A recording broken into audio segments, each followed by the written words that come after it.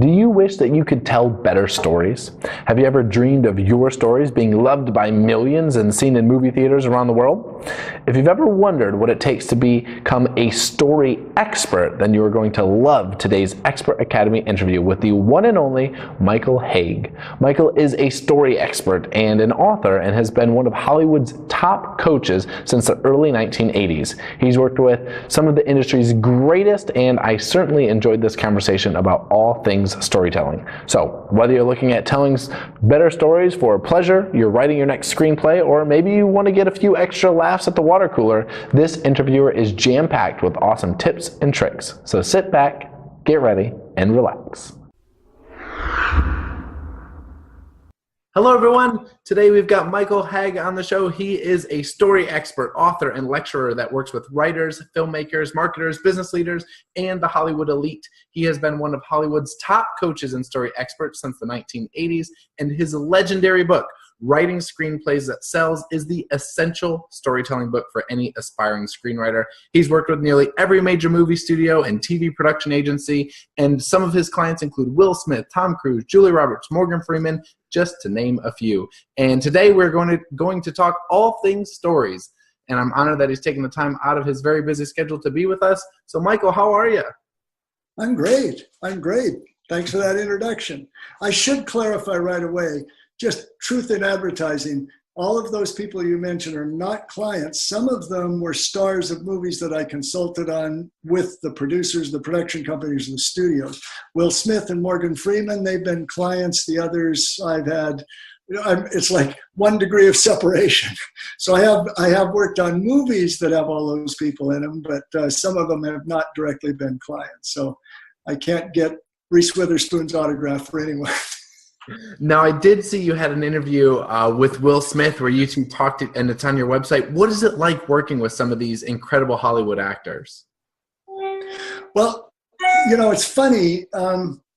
One answer is it's really cool because I'm starstruck. I mean, I came to Hollywood because I'm a movie fan, and to get to work with, you know, some of the world's, well, the biggest movie star in the world at times, and that's Will and Morgan, of course, and those. It's really neat.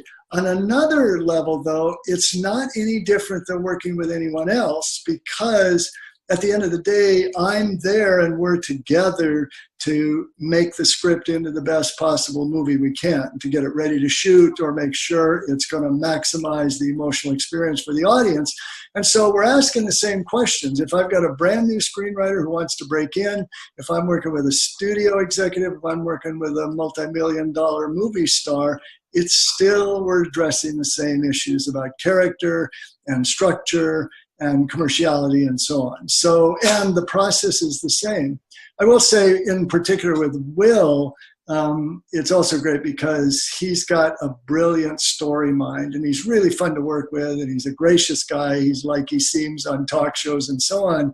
But I always say when I work with him, I got to bring my A game because he knows what he's doing when it comes to story and he comes up with great ideas and we like to argue and so on. So it's neat. It's just a blessing to get to do that. That is such an incredible group of people that you get to work with. And I'd like to, go back a little bit and start with how you even wandered in and found this crazy industry. I like the way you worded that, how I wandered in, because it does feel sometimes like I just wandered into Hollywood. I certainly felt like, lost and alone and so on. It really started probably from the time I saw my first movie. That was probably as a baby at a drive-in with my folks. But I mean, the first memories I have of seeing movies from that point on, when I saw House of Wax with Vincent Price or The Robe or whatever it might have been, and then a whole lot of creature features and monster movies I loved growing up. I always just loved movies so much that way down deep, I thought, boy, I would love to do that. I would love to be a part of that. But then that always seemed like a ridiculous thing. That seemed like a pipe dream and nobody really goes to Hollywood to break into the movies. So I took a more traditional path and I went to college. I got a master's in education. I taught school for several years, but finally it reached a point where I thought either, it's time to either pursue this or stop dreaming about it or saying someday I'll do it. And I had just quit a job, so I made my way to LA knowing nothing and no one. Found a film school that I started taking some classes in, and that taught me how to read scripts and write synopses. And that gave me a trade, so to speak. That gave me a way in, and I could start getting paid for that. And that didn't pay anything, but it introduced me to people, producers who hired me, and so on. But that was it. It was not very organized. I honestly did not know or have any idea what I wanted to do when I came. I just thought, wouldn't it be cool to work in the movies? And it ended up that the thing I was good at and really enjoyed had to do with stories and scripts. And I've been doing that ever since. That's incredible. Now, I know I gave you a bit of an introduction, but if you could tell everyone, now that you've been in the industry, what is it that you actually do in your own words? Everything I do involves working with stories, or in Hollywood with screenplays, and getting them ready to take out into the world. So I work with authors on developing manuscripts for novels so they can get published. I work with screenwriters, filmmakers of all kind, really, screenwriters, producers, directors, studios, with movie stars if they have their own companies and are involved in their own projects. But it's always the same thing. Let's get this story and this script as good as it can be so it's ready to produce and make a good movie. So it's in the development of that story before it's presented to the public. And even in the business arena, where I coach public speakers and executives and marketers, it's still, let's use story to make it more lucrative, to change more lives, to persuade people. But it's always getting to a point where now it's ready to take out into the world so someone can read it or see the video or hear the speech or whatever.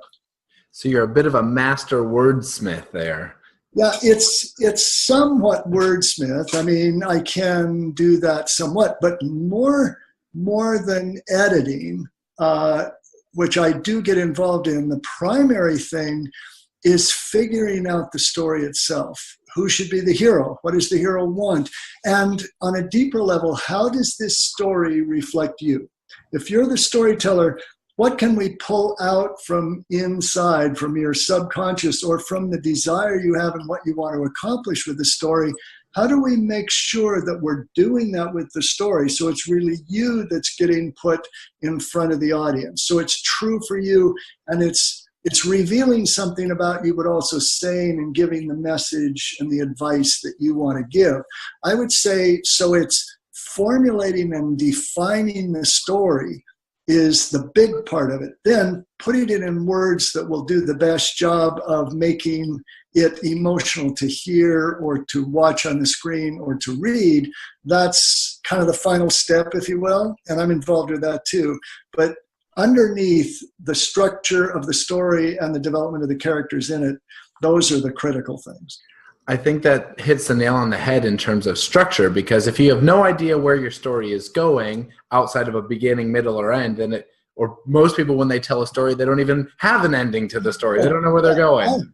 I've encountered story ideas that I'd give anything to have an end, let alone a middle. The middle is usually the toughest part. But yeah, it's really, structure is the foundation for, well, everything you could say. It is like structure of a house or architecture. I mean, you don't see the structure of a house, you see the outer trappings and the color and the details, just like you see what's on the screen or you hear the dialogue and so on. But it's really what's underneath. How is this put together? And is it a solid foundation and a solid structure that it can support the story that's being told, always with the goal of eliciting emotion? So the sequence of events in a story will either increase or dissipate the emotional involvement of the reader or the audience. And that's why structure, which is just what happens and when does it happen in the story, that's why that's so critical, because it's all about emotion, and it can be ruined if things are out of sequence or missing. Now that's evolving into the 6-stage plot structure that you've come up with. Is that correct? Where you try to create that framework? Yeah. In fact, I now have sort of 2 different frameworks because I expanded and working in both with both professional storytellers, novelists, and filmmakers, and with non-professional storytellers, business people and speakers and marketers who use story to do their other job, to pursue their other job. So what I call it in the movie arena is 6-stage structure. What I call it in business is 6-step structure. It's really the same thing, but it's more streamlined and simpler, I would say, in a certain way for business, because what it really means in both cases is this, that the hero of the story, the main character, the protagonist, for the story to work emotionally needs to go through 6 steps in the pursuit of whatever their goal is. And those steps are always the same, and they're always essential to a well-told story. And if you know what those 6 steps are, and the keys to what goes in that, or how to maximize the emotion of those, then you're going to have a good story. It's really that simple.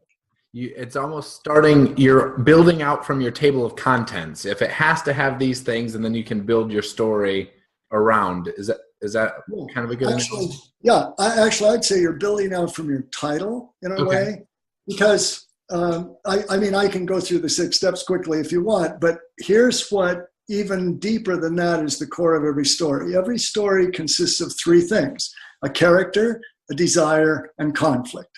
So every story, every good story you would hear that has a beginning, a middle, and end, has a protagonist, has a hero, has the person that we're rooting for. They desperately want something, and they're going to have to overcome seemingly insurmountable obstacles to achieve it. So it could be, it could be about Luke Skywalker, whose goal is to blow up the Death Star. It could be about, Bertie and the King's Speech, whose goal is to give a speech without stuttering. It could be about killing a shark, could be about stopping a serial killer, but there's always going to be the character pursuing something, and then to make it emotional, the obstacles they have to overcome. And that's true for any episode of a TV show, any movie, any novel, any speech that includes a story, any marketing campaign, any of those. And then the 6 steps are just the steps that character must take as they go on that journey, the journey being the journey of accomplishment of achieving that goal. Gotcha. I love how that breaks down and it all goes step by step, because you want to make sure that your reader or your audience is understanding in the proper sequence. Yeah, actually, even if they don't understand, because if you're telling a good story, nobody's going to think about, well, I see that's step number 3. If they're doing that, you're not telling a good story, because you know how it is. When you see a movie or when you hear a good story, you're still picturing a movie in your head. You don't think about it. You just feel you're part of it. You're inside that world that's been created, and you're just enjoying it. You're angry, or you're sad, or you're excited, or you're scared, or you're worried, or you're falling in love, whatever the emotion is that's being elicited by the story. So you don't want them thinking, you want them feeling. That's the number one thing. They can also think if you're trying to, inform an audience or present them or get them to buy something, but they're not going to really buy anything or really recommend the movie or be persuaded by some political argument if first they're not feeling something and they aren't connected on an emotional level to that character. I understand. Now, are there better or worse emotions to play upon that have stronger attachment in terms of, anger, vulnerability, sadness, or as you go through with that story, or does it kind of depend? It's an interesting question. I would say boredom. That's when you don't want, that's when you don't want to elicit. It's really more about creating, you want to create a positive emotional experience ultimately, but we go to the movie so we can have a variety of emotions. So desire, that would be one, sadness sometimes, anger sometimes, certainly if it's got a political slant, or if you want to be enraged about the injustice of what's being happened to the hero, and if that applies to the real world, all the better. So it's not about creating stories that only have the nice emotions, happy and bubbly and falling in love. It's more about how can you encompass a variety of emotions, but make them big enough or or make them bigger or more extreme than what we get to experience in real life. Because that's really why we like to escape to stories, so we can have emotional experiences that we're not having day to day. Because, for a lot of us, a lot of the time, the day-to-day business of our lives is not involving peak emotion. We can have those nice moments, but boy, you can have a condensed 2 hours with a lot of excitement, or a lot of love and desire, or a lot of suspense and fear. That's what good stories are going to do. Intensify and condense it. And I was reading one of your articles where you were talking about how those feelings are elicited and how that emotion is created. And it's about the specificity, not summarizing the characters or their actions. And, you had an example, I think was, she's a struggling mother that's had a financial setback versus, and you can be so descriptive about how that's taking a toll and walk your reader through that. Yeah, because if you're telling a story in any of those contexts, whether you're a professional storyteller in business or whatever, as I said, you're trying to create a movie in the mind of the person who's on the receiving end, the audience or the reader or whatever. Because what you really want to create is, on a psychological or unconscious way, you want to transport that reader, that audience, from the world they occupy into the world you've created. It's one of the things I say is the reason, say, Avatar made a bazillion dollars or whatever it made, the most, biggest money-making, at least, movie out of Hollywood ever made. So it isn't because it's interesting. It's not because it's interesting to see blue creatures run around with all these magic animals. It's because it's emotional for us to be there, for us to become that hero psychologically. Well, the way you're going to create that world and draw us into it is through details and specificity. So if it just says, if you were to say something or write something like, it's an exotic land that's fascinating to look at, that doesn't create any image. That's just sort of very fuzzy and vague. So as the example you were mentioning, instead of just saying she's a mother who's struggling to get by, I said, if you, in your story, describe her as sitting in her robe while her kids eat SpaghettiOs, and she's got a pile of bills that she's got to figure out, how am I going to pay these? And she sits at a card table. I would assume that people watching this, that if you're watching or listening to this, somehow you couldn't help yourself. You're picturing a woman in a robe sitting at a card table. And that will get you more involved. It will make you more eager to see, okay, what's going to happen to her? How's she going to overcome this obstacle? Than when we just said she's a poor mother struggling to get by. And I think it's important to note that you don't necessarily have to be a screenwriter or a public speaker to use that in your everyday language when you're talking to your coworkers or your boss. Anyone can use that specificity to be more memorable or to make your stories more relatable. Yeah, absolutely. Absolutely. I think, and it's also be sort of more real and more true. I think that if you think about it, if you get caught up in conversations you find, that aren't engaging, a lot of times it's because it's what we refer to as small talk. So it's just about mundane things. They're not well described. But if you were to talk to somebody about something real that happened to you, not about how you had something for dinner, not about some boring experience, but a situation where something important to you faced a real obstacle. Because actually emotion in a story doesn't grow out of desire, it grows out of conflict. So how many times have we been stuck in conversations with people where they'll just go on and on about the most mundane thing? Or the worst is, you'll never believe the dream I had last night.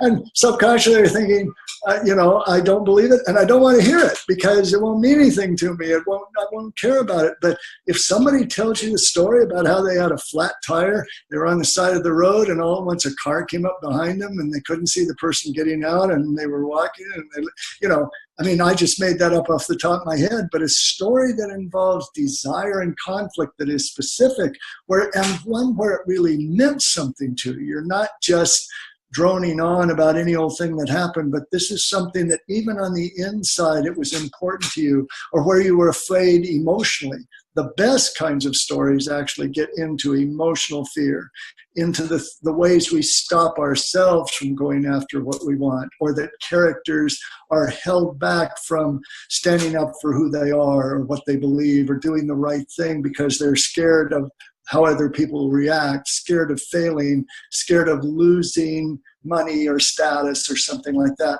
Those are the most powerful stories because they have external and internal obstacles. And if you talk about those things, if you're willing to risk being vulnerable and do that, you're going to be known as a conversationalist and not as, uh-oh, watch out, he's going to tell us about his last dream.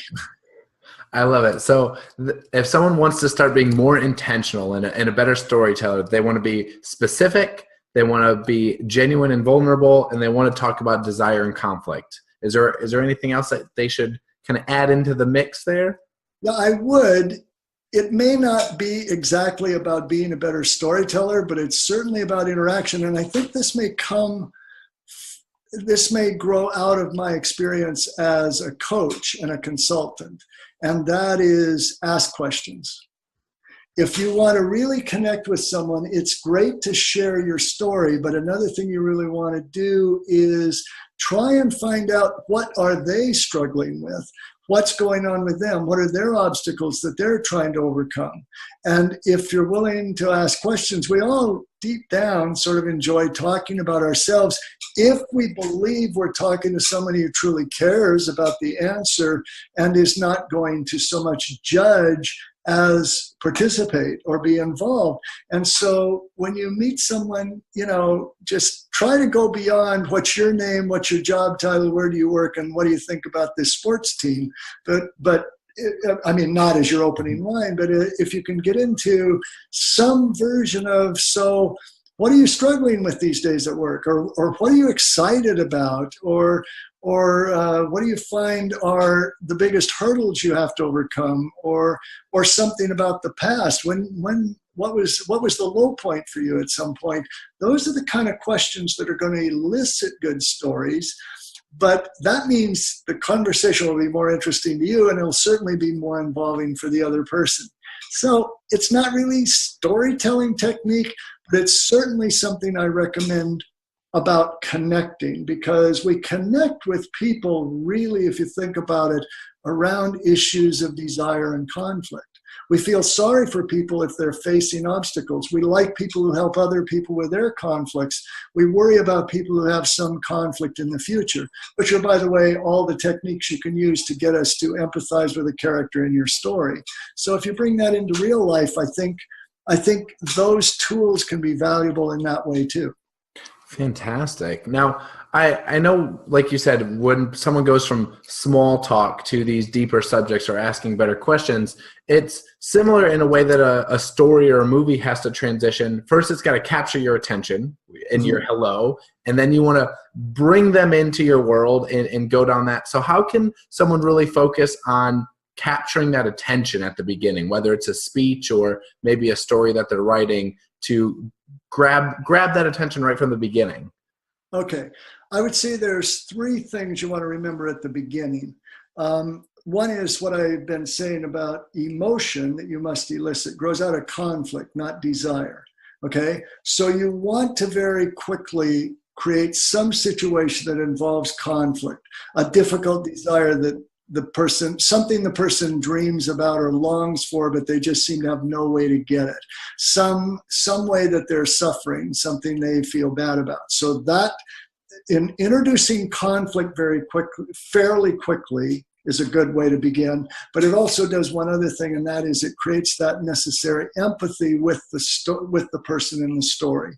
And the third thing, which you also touched on, is detail, specificity. So it's vivid. So you will draw us into the world you've created. It may be the real world you're talking about, but we feel like we're there, because you don't just say, I went into a cafe, but you say, you go in and the rattle of dishes was so loud you couldn't hear yourself. And here were the waitresses all wearing the same pink dress and white apron or whatever. I'm just making things up. Sounds like a 50s restaurant. but whatever.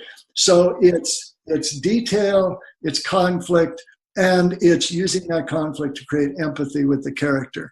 And then fairly soon, something needs to happen that's going to create at least an initial desire that's going to move the story forward and get that character into some new situation.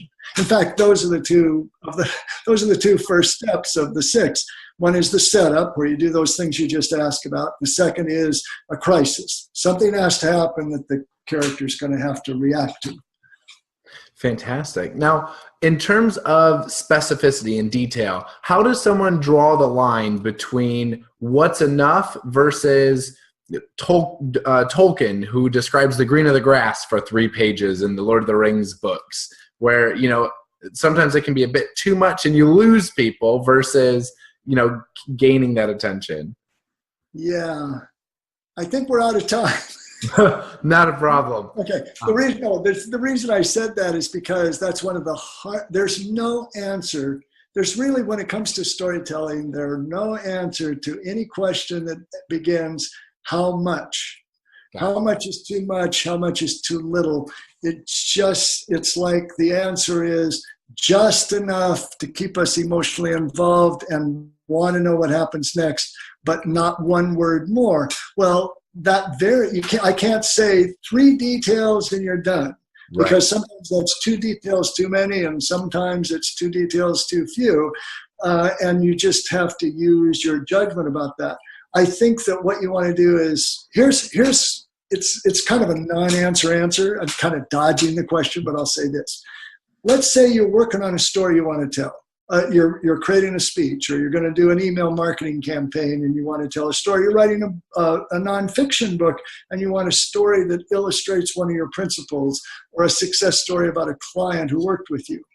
Okay, so what I recommend you do is, at any point in the story, like at the beginning, and the way I sometimes put it is, imagine you have a magic camera and you can go back in time, or you can go into the world you're creating and you take a snapshot of everything in that exact moment, the room, the person, what they're doing, and also it records. It's magic, so it doesn't just take a picture, it can play the sound. And then you think of that, and then you write down every single thing you see and hear in that picture. Okay? That means it's going to be way too much description, way too much detail, but you have it all down there, so you've really vividly thought of it in your own mind. And then you say, okay, let's shoot for 3. What are the 3 details of this whole magic snapshot that are going to best create a vivid image, but also best convey the character in the situation, and what's important for that character, or what's important for the story as it moves forward? So even if we were telling a story about you right now, I see you have a microwave. Is that, are we in the kitchen? We're in the kitchen. Okay, so let's say everybody watching this is seeing a snapshot right now. We got a microwave, we got a stove top. It seems to show the time. We got a granite kind of counter, cupboards, black cupboards. You're dressed in a green top, et cetera, et cetera. Now, if we're telling a story about you, and the main thing we want to get across is you're doing a podcast, so I would say you want to mention something about the kitchen, because that's sort of unique and vivid, and something about how you look. But we don't need to go into detail. But when you dress casually, and with a smile on your face, a description that conveys you're really into what you're doing. And then, now I don't want to get personal, but if we're telling a story about it, it'd be good to create a little conflict too. So I don't know, is it your rush, so the only place you had to do this was in your kitchen? Or does that convey how relaxed you are about it? Are you under a time limit? So is the story about how you're rushing because you've got another guest to interview and I'm talking on too long? But you start by listing everything and what we're hearing, but what are in the story are we trying to convey about you? And then pick, I would say, something about the kitchen, something about your expression, and then the sound is you're asking questions or something like that. I get it. I think your non-answer answered my question and then a little extra there as well. So you did a phenomenal job. So just a few questions about you. I'd love to know, do you have any favorite projects that you've worked on? Any that really stand out? Yeah, there's quite a few. One I would have to mention is Karate Kid, that Will produced and Jaden starred in with Jackie Chan, because I'd worked with Will on the scripts a little bit for I Am Legend and Hancock, but by that time I had been put on retainer with his company, and I got to go to Park City, Utah, because the Smiths were renting a cool home up in the mountains skiing and stuff like that. So for 3 days, it was me, the producer, the screenwriter, Will, and the director, and we just zeroed in to work on the script and just hunkered down. And that was sort of magical because I love that kind of intensity. I love the movie that resulted. I can't take really much of any credit. It's not like I can say, oh, I came up with that, because that's not my job. My job is more guide and bring out the story that might be there for others. But it was just a real sort of watershed emotional time for me. So, or for that experience. So that would definitely be one, because that was just sort of a peak moment. It was sort of a pinch yourself. Wow, look at what I get to do. The thing is, I get to pinch myself a lot. I mean, I'm just so blessed with what I do, because basically I for almost 40 years, I get paid to talk about movies. I mean, how can you beat that as far as a career? And I love it. I love talking about it, as you can see. I love going on and on, but I love helping people create their stories, and I love lecturing. So I may give lectures all over the place to, screenwriters or novelists or romance writers or business people or speakers and so on. And I love doing that. And then the third thing is I write myself, not scripts, but I write books and articles and blogs and make videos about storytelling. And I like doing that. Writing is hard. Writing maybe not quite as much fun as the lecturing and the coaching, but it's still, I enjoy doing that too. So everything's about story, which I love, and that's how I get to spend my time. So there's a lot of high moments, believe me. Now, you've written quite a few books, but if someone were to, if you wanted to suggest where to start, what would be the first one that you recommend they read of yours? I'd have to ask what your goal is, because of the 3 books I've done, I'll mention four things, but I've done 3 books. Writing screenplays itself, that's where you start if you want to be a screenwriter. Or even if you are a screenwriter and you want to find ways to improve that, because it's really a book I wrote that's A to Z. Everything from coming up with a story to what kind of deals are there when you actually sell the script, and everything in between. How do you get an agent, and how do you do all these things, and how you write dialogue and so on. That's if that's what you want. If you're a novelist or writer and you're interested in marketing your work, then it'd be my second book called Selling Your Story in 60 Seconds. That's really about, when you have a very short period of time, how do you persuade somebody to read what you've written? And if you're not a screenwriter, a novelist, or filmmaker, you're not really interested in being a professional writer, but you want to employ story in the context of your business, your other arenas, like I just said, then you want to get my latest book called Storytelling Made Easy, because that's designed for people who want to change more lives and make more money using story in their speeches, in their sales pitches, in their blogs, in their nonfiction books, in any context where you're really trying to persuade someone to hire you to buy your product, or just to follow your prescription for living a better life. So it'd be there's the right one depending on those 3 things. And then I got to mention, it's not a book, it's a video, but I did a video lecture with another script consultant and really good writer named Chris Vogler called The Hero's 2 Journeys. That's about the two journeys are the outer journey where the story is about a hero accomplishing something, but underneath that it's what I call the inner journey, which is that transformation, that fear to courage thing. And that's a video, it's a streaming video or a CD or a DVD or whatever it might be. And I consider that equal to the books in terms of its value and the response it's gotten. Actually, it was that video that made Will Smith call me the first time because he'd seen that, and that's what made him decide he wanted to talk to me and have me look at a script. So maybe that's too much. I probably plugged too many things. It wasn't really a plug. You kind of tossed me the lob. But those are the 4 key things I've done. And, people can go to my website and see all of those or find out more details about those. In fact, we want to be sure and give them my website because I've got a free offer for people who are interested in storytelling that I think they'll enjoy. I was just going to ask, what is the best way for them to find all these resources? What is your website address? I'll put it below, but. Okay, so the website is storymastery.com. And you mentioned the interview I did with Will, or we were both interviewed together about story and movie stories and his approach and so on. And that's actually on the homepage of the website. And it has my products, but also an abundance of articles or blogs or Q&As and so on all different aspects of storytelling in movies or in business or whatever it might be.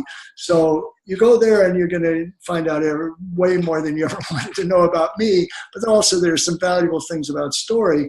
And the offer I wanted to make, especially for those who are interested in these 6 steps we're talking about, this is a free ebook that outlines what those 6 steps are and what the main elements of each one, and it includes a story. I interviewed a top business leader. He told me a story about running a marathon, and then I wrote that story encompassing all 6 steps so people could see it. So you get to see an example and an analysis of that.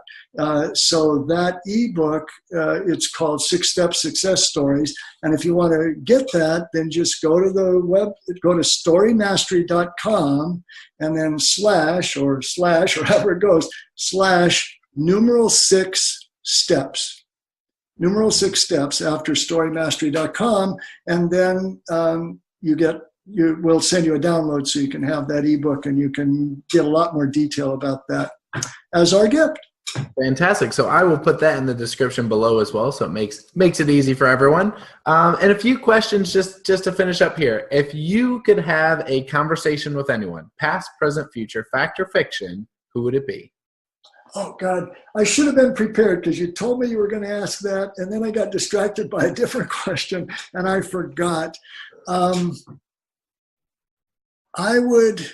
Let's see, who would I like to sit down and talk?